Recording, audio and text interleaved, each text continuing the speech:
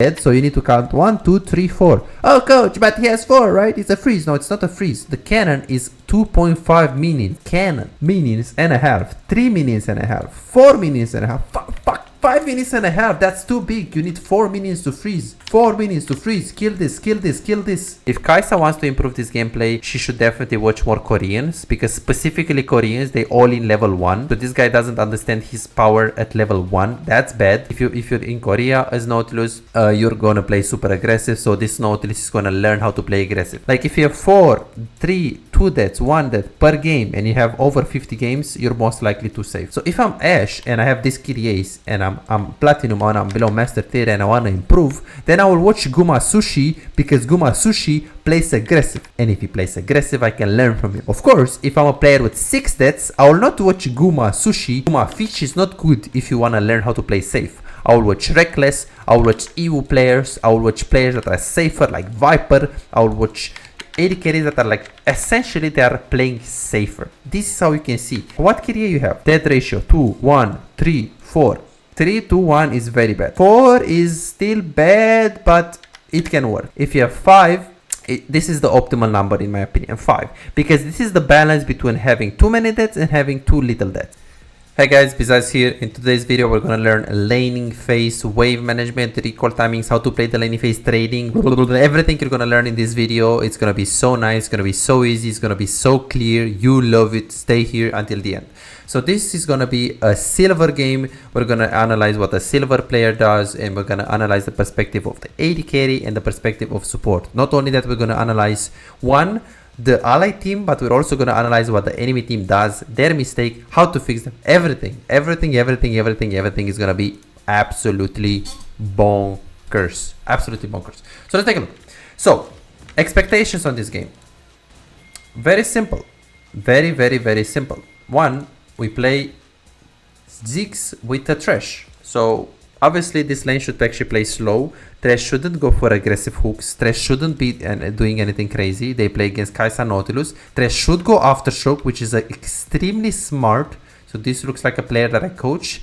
Aftershock is worst rune in the game right now on supports, but when you play against a Nautilus or Alistar and you play with a carry that doesn't do much, you should definitely play with Aftershock. Beautiful. Font of Light, that's good. I mean, you don't really have any more better option. Bomb plating, I mean, everything here is good. I don't like that he takes double adaptive is this, or double armor? I think it's double armor. Double armor is good because he plays with a Ziggs, so obviously he doesn't need to go attack speed, he doesn't need to go damage, because he's not gonna win the lane. Personally, I would go for some attack speed, because obviously he's gonna need it to clear the wards. Ziggs, what they should do, play safe, play slow, don't do anything crazy. Kaisa should go on them. Kaisa should fuck them up, pardon my language, every single time. She should push, she should get level 2 advantage. I want Nautilus to play aggressive. No idea why you would ever go on Aftershock on Nautilus. Glacial is 10 times better, because you can actually slow them down. Very easy. You can slow them down, and it's pretty easy to actually play with that. Pretty easy. Why is it pretty easy? Well, obviously, if you play with Aftershock, you're tankier, but if you play with Glacial, it's better. Why is it better? It's because you can slow them, and if you slow them, your Kaisa has higher chances to actually proc her passive. So that's what they should do. Is it the fact that they leash good? Well, they have Nautilus Kaisa, so either ways, if they actually leash, it doesn't really matter that much. They can still get level 2 advantage. With range champions, you can also consider to not leash, but in this case, this is fine. The Kaisa gets the longsword 3 potions, which is very smart. Why is it smart? Well, it's smart because she needs to win the lane, and going Blade is fine theoretically against going Doran's Blade. It's theoretically good against how you call it, against Thresh, but Thresh Ziggs, they don't really have too much all-in potential, so going this is fine. Some people will say, yeah coach, but against Thresh he's all-in, right? So I should go Blade. Not really.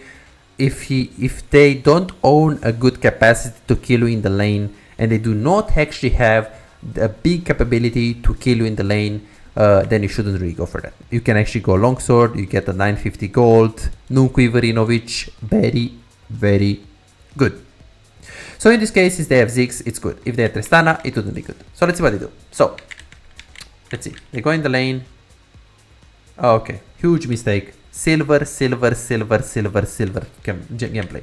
So Kai'Sa is walking up in the lane, and all what she should do is, well, she should wait a little bit because the Nautilus is pretty late. This always happens in silver.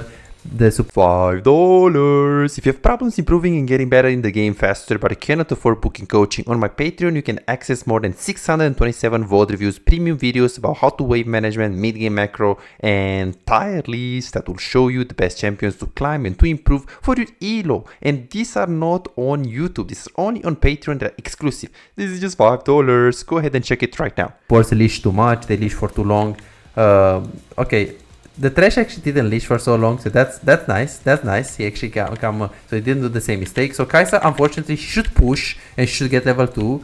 She should Q the minions and like auto attack the minions, but unfortunately she can't because the Nautilus is not in the lane, so she doesn't want Nautilus to lose the experience, obviously. Let's see what she's gonna do. Queuing. Okay, are they gonna play safe here? Okay, they are gonna play safe. So what they should do here, the Nautilus and the Kai'Sa right here, they should actually just walk up. This guy should get ready to hook. They always win the 2v2 because she has isolated Q. But even without isolated Q, she's so lot stronger than them. Ziggs is useless. They play safe right now. They get zoned. But I have no idea why they get zoned. They zone themselves. I don't know why they're walking up because Ziggs is super weak level 1. So they should constantly walk up. Even this Nautilus, he should walk up and he should try to hit the minions. The Thresh is doing the nice thing though. He's trying to push the lane. He's trying to get level 2. And Ziggs is also trying to get Prior. So the way they played with Kai'Sa and Nautilus is very bad. And now Thresh actually tried to go for hook. This hook is meaningless. We can see that it's a silver Thresh. You should never actually throw the hook here because if you throw the hook, the Ziggs doesn't really have enough follow-up damage and you're gonna get chunked. This guy should actually hook you. You're gonna chunk a little bit the Nautilus and then you're gonna get chunked more. There are also the minions. If he has a Tristana, yes, he should play like this. But since he has a Ziggs, he shouldn't even go in. He should walk up right here a little bit to pressure and then he should immediately back off. I wouldn't really try to hook.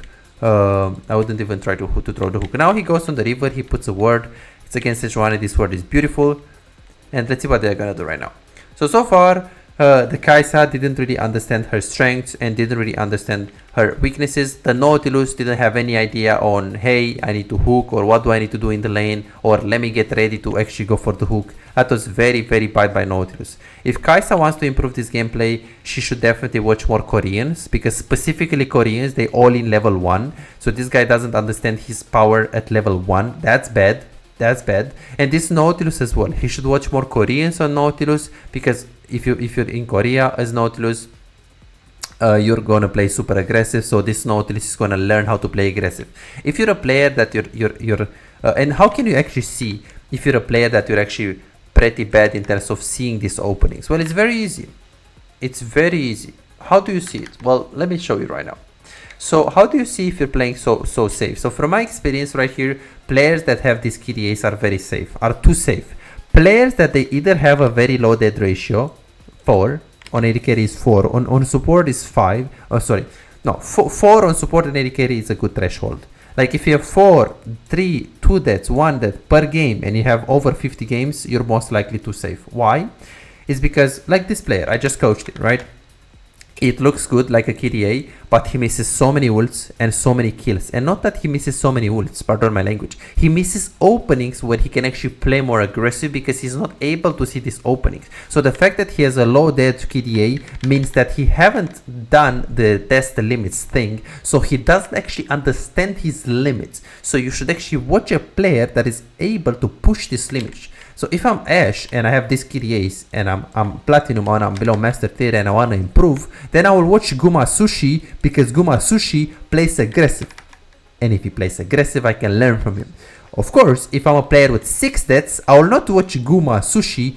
Guma Fish is not good if you want to learn how to play safe. I will watch Reckless, I will watch EU players, I will watch players that are safer like Viper, I will watch AD carries that are like essentially they are playing safer. This is how you can see what KDA you have. If you have 2, 1 dead, so if you have dead ratio 2, 1, 3, 4, 3 to 1 is very bad. 4 is still bad, but it can work. If you have 5, this is the optimal number in my opinion, 5, because this is the balance between having too many deaths and having too little deaths. Playing too aggressive and playing too defensive. Missing a lot of openings that you don't see, a lot of windows, and not missing the windows and taking advantage of this. 5 is, in my opinion, the perfect death ratio for supports and AD carry. And of course, it will depend on also what you play, because this is what I mean on melee champions on support, not on enchanters. On enchanters, you should have 4. But the number is still gonna work like that. So this Kai'Sa, she basically lost the lane. Let's see what she's gonna do. So she comes back in the lane. Ziggs just recalls. So the worst thing that she can do right now, she's trying to crush. If she's trying to push this wave, if she's trying to walk up, if she's trying to actually crush this wave, it's a cannon wave. She will never be able to. Is she gonna slow push? Yes, she will. And that is fucking bad. Now Ziggs can actually freeze the wave. Oh my god. Oh my god. Oh my god. What is this? Why? Why are you pushing like this, Kai'Sa? You come back in the lane. Ziggs is in base. Can you crush this wave in time? Can you crush a cannon wave with double longsword in time? Absolutely no. Absolutely no. Absolutely no. You can't. You shouldn't push it. Yes, if you have the Kraken Slayer, you can. But in this case, it's very bad. Very bad. He shouldn't really crush this. Is Ziggs smart enough to actually freeze this? Let's find out. Okay, he can't freeze because he didn't trim the wave, so he did a mistake. Yeah, it's completely shit decision making. Ziggs, hello, you should go on the lane, bro, because you have a freeze, but you don't actually have a freeze because you need to actually, if you want to have a freeze, you need to, well, prepare it. You need 4 minions more into the enemy wave to be able to have a freeze. 4, brother, 4 minion wave, 4, okay? So this wave, you have 6 minions, but they also have 6 minions in the incoming minion wave. So you have to count these minions, okay? This minion is also almost dead, so you need to count 1, 2, 3, 4. Oh, coach, but he has 4, right? It's a freeze. No, it's not a freeze. The cannon is 2.5 minions. It's not 1 minion. It's a cannon. It's a minion that is big. It's a super minion. Okay, it's not a super minion, but it's a minion that is like OP. So 2 minions and a half, 3 minions and a half, 4 minions and a half, 5 minions and a half. That's too big. You need 4 minions to freeze. 4 minions to freeze. Kill this, kill this, kill this. 2 casters and 1 cannon is more than enough. You can also do it with 1 cannon and 1 caster. What did they do? They went on the river. Why did they actually went on the river? Stupid. This is stupid. This hook is meaningless. Okay, this hook is good actually because Kindred was around. This is fine. My bad. Okay, Thresh actually went 2 points in Q, which is very, very bad. Maybe he should always go Lantern, no matter what. Lantern is such a valuable spell for shield and also for anything else. Going for Q gives you more damage and more cooldown, which you're never gonna hit 2 Qs in a fight, so it's very, very bad that he goes 2 points in Q. So lots of mistakes already here by Thresh, but this hook is obviously good because Kindred was behind. So Ziggs, instead of doing the Ooga Booga play and trying to hover this play, he should go on the lane, he should trim the wave, he should kill these 2 minions, and if Thresh hits the hook, then anyways he's gonna get the lantern from the Thresh and he will follow. So he will try to stay on this angle where 1, he's trimming the wave, but at the same time he's hovering the play. You don't wanna be in a position where you either ignore your teammates and stay on the farm, or just go with your teammates and ignore the farm. You wanna be, ideally, you wanna be in a position, if you can, because sometimes you can't. Sometimes you can't do that. Sometimes you have to choose. Do I ignore my teammates or do I just go on the river? But if you can, like in this case, if you stay right here, Q the minions, you trim the wave, and you also stay with the Thresh. Got it? So he should freeze here. What is it? What? But now it's not possible. Why? It's because they are crushing. Why are they crushing? It's because the wave was too big. Why was wave too big? It's because Ziggs didn't trim it. Why Ziggs wasn't trimming it? It's because he was looking to actually follow the play instead of trying to look to trim it. He wasn't looking with the camera on the wave, and he didn't reassess like now he should look at the wave. And he should be like, oh shit, Kai'Sa is stupid. She's pushing a cannon wave without having the ability to push. Okay, so she doesn't have too much power. Okay, so I can freeze. Okay, so right here, he should have just trimmed the wave already. Very bad decision making. So we can see how many decisions already, the bad decision they actually made right here. So let's go for the next elo right here. Next game, this is Diamond 3, Diamond 4, Emerald 1, Emerald 2, kind of a range of MMR. Kai'Sa Karma, they need to zone, they need to poke, they don't need to leash. If they leash, it's not good. Why? It's very simple. It's because they have a Karma, and Karma wants to get prior over the Jhin and over the Janna. Kai'Sa with the Karma is very weak champion because she has no setup. So what they need to do, the Kai'Sa needs to push like a psychopath to be able to enable the Karma to poke, and if she doesn't, then when Jhin comes in the laning phase, he Qs the wave, he pushes so easy. So Kai'Sa has to have very careful attention on the minion wave, and she should push easily with the Q. Already the fact that she picked Kai'Sa in this composition concerns me, because she has Karma support, which is not bad if you have an engaged jungle, which you have Skarner ulti. But you have Vayne top, so you don't have Ornn, Malphite or anything that can set up. I guess you can say you have Orianna Shockwave. So the pick is kinda okay, but I wouldn't really pick. Okay, Karma is fine, you don't have a setup on support, but at least if you have Lissandra mid lane, or if you have like Gragas jungle, or if you have like top lane Ornn, you need two champions that are gonna enable you, because you're gonna be like, oh shit, yeah, I have Karma, but I have Skarner as well, right? So he's gonna set up me with the ulti. Yeah, but if Skarner is bad and he's 0-4, no one is actually gonna be able to set up you. So what do I mean by that? When you're picking Kai'Sa, make sure you also have a backup setup, as in the setup is Skarner ulti, but the backup setup is what? The W of the Karma, the E of the Vayne. I mean, I guess you can say it's Orianna Shockwave, but it's still bad, right? So let's see what they're gonna do. So none of the lanes should leash here. None of the lanes. Because if Jhin doesn't leash, he can push faster, so he screws up the Kai'Sa and the Karma. Same thing, Karma, Kai'Sa, they should already be in the lane. So this is concerning. This is diamond, low diamond. So players, they still have lacking of the fundamentals, even in Diamond 4, Diamond 3, even we're gonna see even higher. So they go in the lane. What are they gonna do? They need to push. Karma needs to stay into the brush. Are they gonna leash? Horrible. Horrible. They should never leash. Ever. Ever. Okay. Let's see. Nice word by Karma here. They try to get the prior. Okay. Dog shit. This is dog shit. They didn't leash as Kai'Sa Karma. How many auto attacks should they use on the minion? Well, they need to be able to understand what they want to do to answer this question. Sometimes you need one auto attack. Sometimes you need two. Sometimes you need three. Do we need one? So the concept here in the lane, in the first 3 waves, is literally to establish a 3 minion lead. Oh, sorry. A 1, 2, or 3 minion lead. So eventually when Karma wants to walk up, she will easily walk up because she will have significantly more minions than the enemy. Sometimes it's good to actually just get prior with 1. Sometimes you need 2 extra minions in your wave, like 6 minions and they have 4. Sometimes in extreme situations you need to have 3 minions extra, as in we need to have 6 and then you need to have 3. So which one is better here?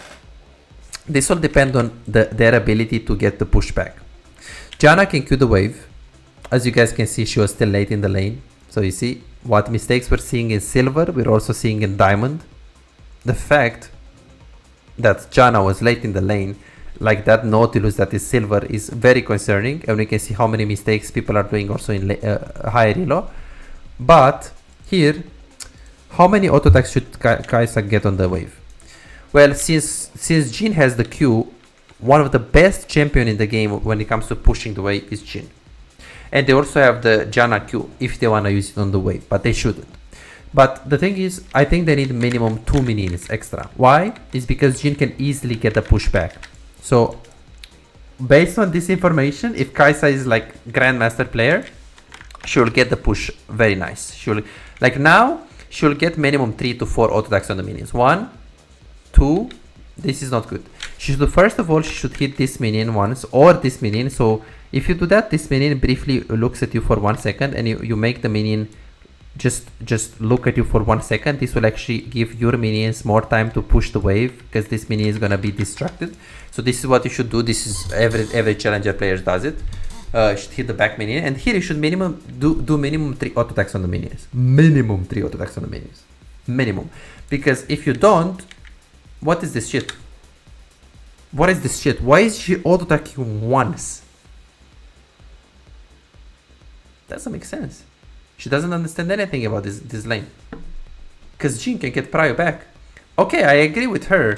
if Jhin plays with Alistar, one auto attack on the minion is fine, because then Jhin can't get the priority back because he has an Alistar. But with the Janna, he can easily get the prior back. So what's gonna be embarrassing here is if the Jhin is gonna be able to get the push.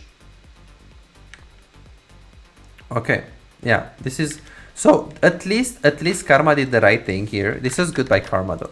Karma did the right thing and she walked up. Karma did the right thing and she walked up. This is good. So overall, what Kai'Sa did here worked out. I don't think she executed well. She gets too little amount of auto attacks on the minions, and she should also like attack the caster. But it worked out. They actually tried to zone. So at this point in time, any auto attack on the wave is bad. Why? It's because you have 3 minions extra. So you can actually walk up. If they go for minions, you can poke. You don't need anything more. Any auto attack on the minions is gonna show me that Kai'Sa is low elo. The first auto attack shows me that this guy is below master tier. Let's see. The second auto attack here shows me that this guy is below diamond 3. Let's see. And now all what she should do is zoning. And she doesn't even know how to last hit. You don't last hit when the minion is 70 health, because you do 70 damage. You last hit at 1 HP. At 1 HP. This guy is Emerald for sure. Emerald easily with the mistakes that she's doing. Okay, this is small what I said about 1 HP. This you're gonna see in Challenger or like mid-masters. But now Kai'Sa has no reason to hit here. Hit it when it's 1 HP, so you can let your minions, let this minion hit your minions for longer. Maybe this minion is gonna die, maybe Jhin is walking up. You can prepare yourself to walk up and actually eventually go for the auto attack on him, so you can punish. So this is pretty horrible. And now is she gonna keep pushing? God damn, this is so bad. This is so bad. Why is she keep pushing? She got the push. Walk up, zone them, do something. What is this? What is she trying to achieve? She cut the push. Karma should be right here into the brush. So this is how many mistakes these people are doing actually. A lot of mistakes. So today we learned a lot about the first 3 waves. We learned about like how much prio should we get and why is prio actually important to get in the lane.